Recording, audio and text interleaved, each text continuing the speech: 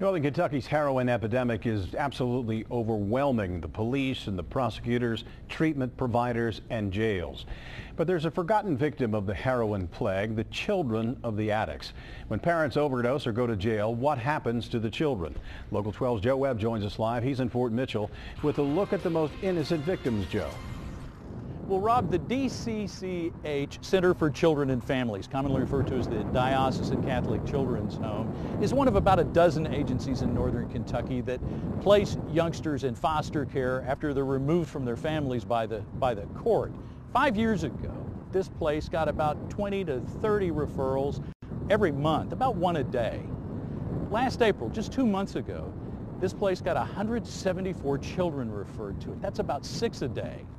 They blame heroin and say there's simply no place to place these children. Just 3 days ago, Joseph Gunther and Shayla Robinson were locked up for selling heroin to undercover agents in Fort Wright. They had Gunther's 6- and 8-year-old daughters in the car with them at the time. The girls were placed with a relative because their dad was locked up.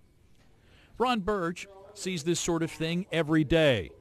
He runs DCCH's foster care and adoption placement. He knows how tough it is to place drug-displaced kids, and he uses the example of a 9-year-old girl to make his point. Watched her mother overdose with heroin and was placed with a relative. And there was a couple other kids with that relative's home, and it was only within a few short months that mother figure in that household also overdosed. DCCH has only 40 residential beds. They're full. Referrals for residential and foster placement are up 65% since 2012. 8 of 10 are from families with drug problems. The last 7 placements were all directly related to heroin. The children we serve are innocent victims of the heroin epidemic. Many of them have been born with that substance abuse in their system, often making them behavior problems as well as orphans. At DCCH and other state and private agencies, the spirit is willing, but I just know that we're all overwhelmed. We all get these same referrals, and we're all trying to figure out if we can find a home that would take any particular child. The system always needs qualified foster families, and today the need is critical. Birch says some kids are being placed to already full foster homes to sleep on a couch or the floor. I mean, the worst case is sometimes they're going to sit in a state social worker's office until a bed can be found.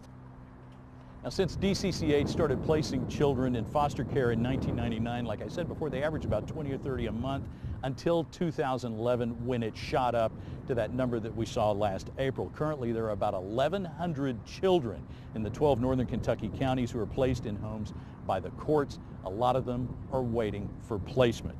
Now, we have a link if you want to help. If you have any questions, we have a link to the DCCH website on local12.com. All you have to do is go to our website, click the big red Get It button. Rob? Joe, day after day we do these stories about heroin and how it is an epidemic. It's simply out of control. I haven't talked to one person anywhere with an idea about how to stop it. Have you?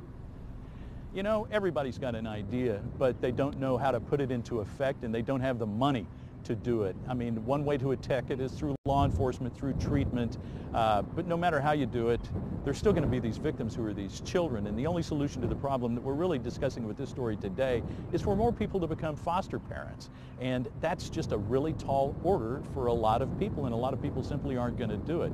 But if you choose to, there's that website you can go to and get more information about it. Yeah, good idea, Joe. Thanks very much. Hamilton County's Job and Family Services also has seen a heroin-related increase in cases. Spokesman Brian Gregg says in the last couple of years they have witnessed a significant increase in placements directly tied to the drug.